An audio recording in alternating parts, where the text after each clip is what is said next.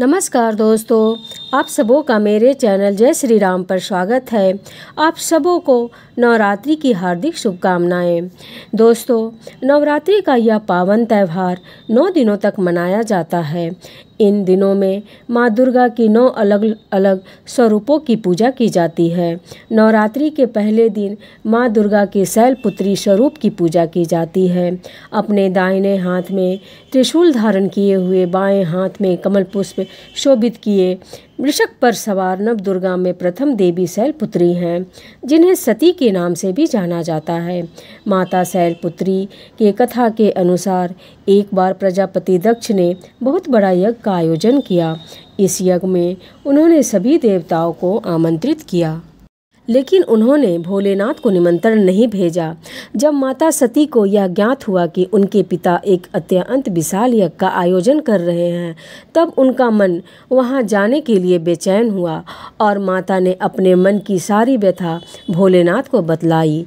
तब भोलेनाथ बोले, देवी, प्रजापति दक्ष शायद हमसे किसी बात पर रुष्ट हैं, इसलिए उन्होंने सभी देवताओं को यज्ञ में बुलाया है और हमें नहीं बुलाया, और ना ही हमें कोई सूचना भेजी है, इसलिए आपका वहां जाना उचित नहीं होगा।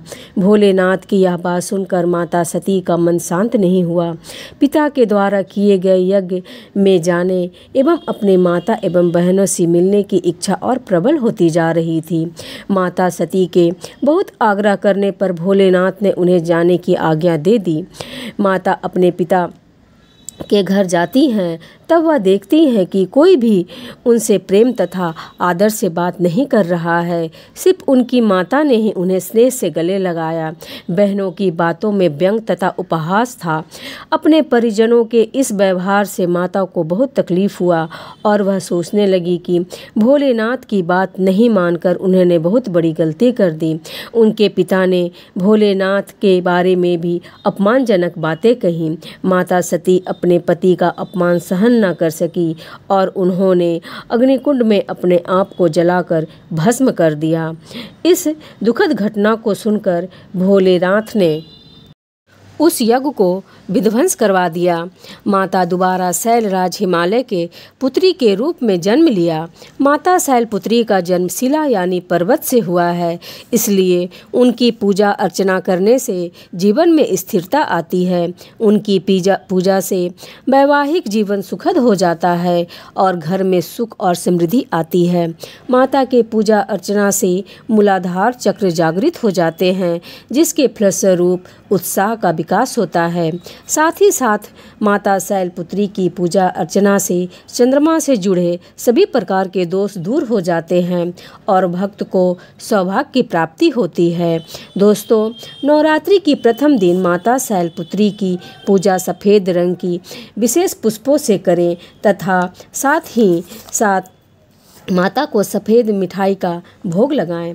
माता के तस्वीर के आगे कपूर अवश्य जलाएं। माँ शैलपुत्री को गाय का घी अर्पित करें, जिससे माता आयोग काया का आशीर्वाद देती हैं, जिस व्यक्ति का मन एवं शरीर दोनों निरोगी रहता है। तो दोस्तों, ये थी नवरात्रि की प्रथम दिन पूजे जाने वाली माँ शैलपुत्री की पावन कथा। नवरात्रि के दूसरे दिन माता के दूसरे स्वरूप माँ ब्रह्मचारिणी की पूजा अर्चना की जाती है। ब्रह्म का अर्थ है तपस्या और चारिणी का अर्थ है आचरण करने वाली, अतः ब्रह्मचारिणी का अर्थ हुआ तप का आचरण करने वाली। माता ब्रह्मचारिणी ने भगवान शंकर को पति के रूप में प्राप्त करने के लिए घोर तपस्या की थी। इस तपस्या के कारण माता को तपस्याचारिणी एवं ब्रह्मचारिणी के नामों से जाना जाता है। इनका स्वरूप अत्यंत तेजमय और भव्य है। श्वेत वस्त्र पहने, दाहिने हाथ में जप की माला लिए और बाएं हाथ में कमंडल धारण किए हुए इनकी पूजा करने से भक्त का मन स्थिर होता है। अपने पिता दक्ष प्रजापति द्वारा किए गए भोलेनाथ के अपमान से क्रोध में आकर अग्नि में भस्म होने के बाद पर्वतराज हिमालय के यहाँ पुत्री के रूप में जन्म लिया। यहाँ उनका नाम पार्वती या शैलपुत्री रखा गया। जब पार्वती बड़ी हुई तब ब्रह्मा जी के मानस पुत्र नारद जी ने उन्हें दर्शन दिए और पार्वती जी को बतलाया कि यदि वह तपस्या की राह पर चले तो अपने पूर्व जन्म के पति भगवान भोलेनाथ को वह दोबारा प्राप्त कर सकती हैं। नारद मुनि के आदेशानुसार भोलेनाथ को पति के रूप में प्राप्त करने के लिए पार्वती जी ने घोर तपस्या की। उन्होंने 1000 सालों तक केवल फल और फूल खाकर तपस्या करी, फिर 100 सालों तक केवल साग खाया। कठोर तप करते हुए माता ने खुले आकाश के नीचे धूप, बारिश और ठंड के भयानक कष्ट सहे। इतनी कठिनाइयां सहन करने के बाद 3000 सालों तक धरती पर गिरे हुए बेलपत्र को खाकर भोलेनाथ की पूजा अर्चना की। कुछ समय बाद उन्होंने वह बेलपत्र खाना भी बंद कर दिया। इसके बाद वह हजारों साल तक बिना कुछ खाए पिए तप किया। तपस्या के कारण देवी का शरीर बिल्कुल पतला दुबला और छिन्न हो गया। उनकी यह हालत देखकर उनकी माता मैना को बहुत दुख हुआ। उनकी इस कठोर तपस्या को देखकर तीनों लोक में हाहाकार मच गया। सभी देवता, ऋषि एवं पुण्य आत्माएं सभी इनकी तपस्या की प्रशंसा करने लगे। अंत में देवी की तपस्या के से प्रसन्न होकर ब्रह्मा जी उनके समक्ष आए और पूछने लगे कि हे देवी, आज तक किसी ने भी इतनी कठोर तपस्या नहीं की। आपकी तपस्या की चर्चा सभी जगह हो रही है। आपकी मनोकामना अवश्य पूरी होगी। आपका विवाह भगवान शंकर से ही होगा और वही आपको पति के रूप में प्राप्त होंगे। अब आप अपनी तपस्या को खत्म करें और घर लौट जाएं। आपके पिता आपको लेने आ रहे हैं। इसके बाद माता ने तपस्या खत्म की और अपने पिता के साथ अपने घर लौट आई और कुछ समय बाद भोलेनाथ ने माता को अपने पत्नी के रूप में स्वीकार किया। लंबे समय तक कठोर तप करने के कारण ब्रह्मा जी ने माता को नाम दिया ब्रह्मचारिणी। इस दिन विधि विधान से माँ ब्रह्मचारिणी की पूजा करने से सभी मनोकामनाएं पूरी होती है और विशेष फल की प्राप्ति होती है। इनकी पूजा अर्चना करने से त्याग, संयम और सदाचार जैसे गुणों की प्राप्ति होती है। माँ ब्रह्मचारिणी की पूजा अर्चना से व्यक्ति को धैर्य प्राप्त होता है। नवरात्रि के पावन पर्व की तीसरे दिन माँ चंद्रघंटा के स्वरूप की पूजा अर्चना की जाती है। माँ चंद्रघंटा का यह स्वरूप शांतिदायक और कल्याणकारी है। वह मस्तक पर घंटे का आकार का चंद्र धारण किए हुए 9 भुजाओं में त्रिशूल, गदा, धनुष, तलवार, कमान, बाण और एक कमंडल धारण किए हुए और 10वें हाथ से भक्तों को आशीर्वाद देते हुए माता चंद्रघंटा सिंह पर सवार होती हैं। आदिशक्ति माँ भवानी अपने भक्तों के शत्रुओं के प्रति भयानक होती हैं। सती द्वारा स्वयं को पिता के यज्ञ में भस्म करने के बाद भगवान शिव शंकर सांसारिक मामलों से अलग हो गए थे और गहरे ध्यान लगाने और तपस्या करने के लिए पहाड़ों में जाकर बस गए थे। लेकिन सती के पुनर्जन्म ने पार्वती द्वारा भगवान शिव को पाने का संकल्प को देखने के बाद भगवान शिव विवाह के लिए सहमत हो गए। विवाह के दिन भोलेनाथ एक विचित्र रूप में जुलूस के साथ राजा हिमालय के महल में पहुँचे। उनका पूरा शरीर राख से निपटा हुआ था। उनके बारात में भूत, सन्यासी और अघोरी शामिल थे। भगवान शिव और उनके भयानक बारातियों को देखकर पार्वती जी की माँ और अन्य रिश्तेदार भी भयभीत हो गए थे। अपने परिवार और भगवान शिव को शर्मिंदगी से बचाने के लिए माँ पार्वती ने अपने आप को एक भयानक रूप में बदल लिया और वह रूप था चंद्रघंटा माता का। इस रूप में उनका रंग सुनहरा था और उनकी 10 भुजाएं थीं। चंद्रघंटा के रूप में माँ पार्वती ने भगवान शिव से प्रार्थना की वह एक सुंदर राजकुमार का रूप धारण करे और अपने सभी बारातियों को भी बदल दे। इस प्रकार भगवान शिव एक सुंदर राजकुमार का रूप लेकर अपने विवाह में शामिल हुए और बारातियों को भी बदल दिया। उसके बाद माता पार्वती का भोलेनाथ के साथ बहुत ही धूमधाम से विवाह हुआ। शिव विवाह के दिन महाशिवरात्रि के रूप में मनाया जाता है। माता चंद्रघंटा की कृपा से भक्तों के सभी पाप, संकट, शारीरिक एवं मानसिक कष्ट दूर हो जाते हैं। शेर पर सवार होकर माँ चंद्रघंटा अपने भक्तों को उदारता का अनुभव कराती हैं। जो भक्त सच्चे मन से चंद्रघंटा माँ की पूजा अर्चना करते हैं वो अपनी चारों ओर दिव्य आभा का अनुभव करते हैं। माँ चंद्रघंटा दुष्टों को विनाश करने के लिए तैयार रहती हैं। अपने भक्तों के लिए वे हमेशा दयालु माँ के रूप में प्रकट होती हैं। माता चंद्रघंटा की पूजा करने से सांसारिक कष्टों से मुक्ति मिलता है। माता चंद्रघंटा को लाल रंग की विशेष फूल अर्पित करनी चाहिए, लाल फल चढ़ाने चाहिए। माँ चंद्रघंटा की पूजा करते समय घंटी अवश्य बजानी चाहिए। माता को दूध या दूध से बनी चीज अर्पित करनी चाहिए। मखाने की खीर से माता को अति प्रसन्नता होती है। नवरात्रि के चौथे दिन माँ कुष्मांडा की पूजा की जाती है। माता कुष्मांडा की 8 भुजाएं हैं। माता के 7 हाथों में कमंडल, धनुष, बाण, कमल पुष्प, अमृत कलश, चक्र और गदा है। वहीं माता के 8वें हाथ में रुद्राक्ष की माला है। कुष्मांडा माँ शेर की सवारी करती हैं। यह भक्तों को निर्भरता का आभास कराता है। माँ कुष्मांडा की पूजा करने से सभी प्रकार की सुखों की प्राप्ति होती है। कुष्मांडा का अर्थ है ऊर्जा का एक पवित्र गोला, एक ऐसा गोला जिसमें ब्रह्मांड की रचना की है। जी हाँ भक्तों, ऐसा कहा जाता है कि जब सृष्टि का अस्तित्व नहीं था और चारों तरफ अंधेरा ही अंधेरा छाया था, तब एक छोटे से ऊर्जा के गोले ने जन्म लिया। वह ऊर्जा का गोला देखते ही देखते चारों ओर प्रकाशित होने लगा। फिर उस गोले ने एक नारी का रूप लिया। वह नारी आदि स्वरूप, आदि शक्ति माँ कुष्मांडा है।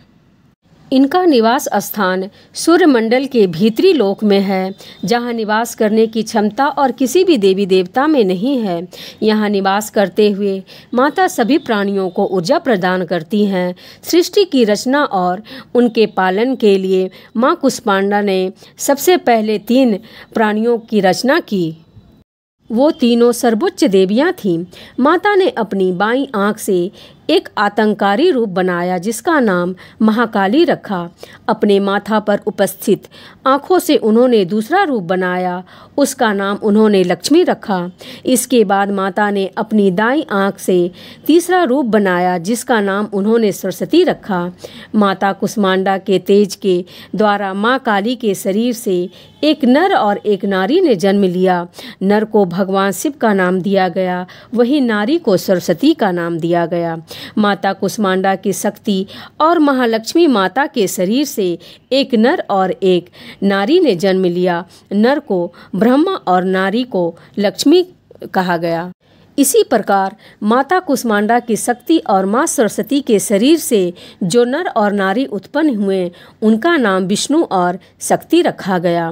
माता कुष्मांडा ने भगवान शिव को शक्ति, ब्रह्मा जी को सरस्वती और विष्णु जी को लक्ष्मी पत्नी के रूप में प्रदान किए। इसके बाद माता कुष्मांडा ने स्वयं एक शक्ति और ऊर्जा के रूप में सूर्य में प्रवेश किया। माता कुष्मांडा की पूजा अर्चना करने से भक्तों को समृद्धि, शक्तियाँ, सुख और मोक्ष प्राप्त होता है। माता अपने भक्तों की बीमारियाँ और परेशानियाँ, उनके सभी कष्टों के साथ नष्ट कर देती हैं। नवरात्रि के 5वें दिन माँ दुर्गा के 5वें स्वरूप स्कंद माता की पूजा की जाती है। स्कंद माता भोलेनाथ एवं पार्वती के पुत्र कार्तिकेय का दूसरा नाम है। इस प्रकार स्कंद माता पार्वती का ही स्वरूप है। स्कंद माता के रूप में माता की 4 भुजाएं हैं। 2 भुजाओं में उन्होंने कमल पुष्प लिए हुए हैं और एक भुजा से भक्तों को आशीर्वाद दे रही हैं और एक भुजा में माता ने कार्तिकेय को पकड़ा हुआ है। स्कंद माता के पौराणिक कथा के अनुसार एक राक्षस था तारकासुर। उसने ब्रह्मा जी को प्रसन्न करने के लिए कठोर तप किया। उनके तप से प्रसन्न होकर ब्रह्मा जी उनके सामने प्रकट हुए और उन्हें मनवांछित फल मांगने को कहा। तब तारकासुर ने ब्रह्मा जी से अमर होने का वरदान मांगा। तब ब्रह्मा जी उसे समझाने लगे कि जिसका जन्म हुआ है उसकी मृत्यु निश्चित है। तब वह सोचने लगा कि शिव जी का विवाह तो कभी होगा ही नहीं और तब उसने ब्रह्मा जी से कहा कि वह वरदान दे कि उनकी मृत्यु भोलेनाथ के पुत्र के द्वारा ही हो। ब्रह्मा जी से ऐसा वरदान प्राप्त करके वह अत्याचारी बन गया। सभी देवता तारकासुर के अत्याचार से परेशान होकर भोलेनाथ के शरण में गए और उनसे तारकासुर से मुक्ति दिलाने के लिए प्रार्थना करने लगे। तब भोलेनाथ ने माता पार्वती से विवाह किए और कार्तिकेय के पिता बने और तब कार्तिकेय तारकासुर का वध किया। नवरात्रि के 5वें दिन कार्तिकेय की माता स्कंद माता की पूजा की जाती है, जो भक्तों को ज्ञान, बुद्धि, चेतना और संतान की प्राप्ति का वरदान देती हैं। माँ दुर्गा के 6ठे दिन माँ कात्यायनी रूप की पूजा अर्चना की जाती है। माँ कात्यायनी बुराई का नाश करती हैं। जो व्यक्ति माँ कात्यायनी का पूजा करता है वह बहुत ही संवेदनशील और तेज दिमाग का व्यक्ति होता है। माता कात्यायनी की 4 भुजाएं हैं, जिसमें एक भुजा में शत्रुओं का अंत करने वाली तलवार है तो दूसरी भुजा में पुष्प है, जो भक्तों के प्रति इसके प्रेम को दर्शाता है। माता की तीसरी भुजा अभय मुद्रा में है, जो भक्तों को भय से मुक्ति प्रदान करता है। देवी की चौथी भुजा वर मुद्रा में है, जो उनके भक्तों को वरदान देती है। माता कात्यायनी की प्राचीन कथा के अनुसार देवी दुर्गा माता कात्यायनी का ये रूप अपने भक्त कात्यायन के लिए धारण किया था। देवी भागवत पुराण में एक ऐसी कथा मिलती है कि प्राचीन समय में कात्य नाम एक महान ऋषि थे। उनके पुत्र का नाम कात्या था। इसी गोत्र में महर्षि कात्यायन उत्पन्न हुए, जो भगवती की बड़ी कठोर तपस्या कर रहे थे। ऋषि कात्यायन आदि शक्ति के परम भक्त थे। उनकी इच्छा थी कि देवी उनके घर पुत्री के रूप में पधारे। इसके लिए ऋषि कात्यायन ने वर्षों तक कठोर तपस्या की। ऋषि की कठोर तपस्या से प्रसन्न होकर देवी ने ऋषि के घर पुत्री स्वरूप में प्रकट होना स्वीकार किया। कुछ समय बाद जब महिषासुर का अत्याचार पृथ्वी पर बढ़ने लगा, तब ब्रह्मा, विष्णु और महेश ने अपनी तेज द्वारा एक देवी को उत्पन्न किया। ऐसा प्रमाणित है कि यह देवी कात्यायनी कहलाई, क्योंकि सर्वप्रथम इनकी पूजा महर्षि कात्यायन ने की थी। 3 दिनों तक महर्षि कात्यायन के द्वारा की गई इस पूजा को देवी ने स्वीकार किया और उनकी पुत्री के रूप में प्रकट हुई और कात्यायनी कहलाई। इसके बाद देवी कात्यायनी ने महर्षि से विदा ली और महिषासुर को युद्ध के लिए ललकार कर उनका अंत किया। इसलिए उन्हें महिषासुर मंदनी भी कहा जाता है। माँ कात्यायनी को लाल रंग अति प्रिय है, इसलिए माँ कात्यायनी की पूजा लाल रंग की फूलों से करनी चाहिए। देवी कात्यायनी को शहद का भोग अवश्य लगाएं। माता कात्यायनी की पूजा अर्चना करने से भक्तों को निरोगी काया प्राप्त होती है। माता का भक्त भय मुक्त जीवन जीता है। जो भी कुमारी कन्याएं माता कात्यायनी की पूजा अर्चना करती हैं, उन्हें मनवांछित वर प्राप्त होता है। माँ कात्यायनी मानव को सुखद वैवाहिक जीवन का आशीर्वाद देती हैं। नवरात्रि के 7वें दिन आदिशक्ति माँ दुर्गा के कालरात्रि स्वरूप की पूजा की जाती है।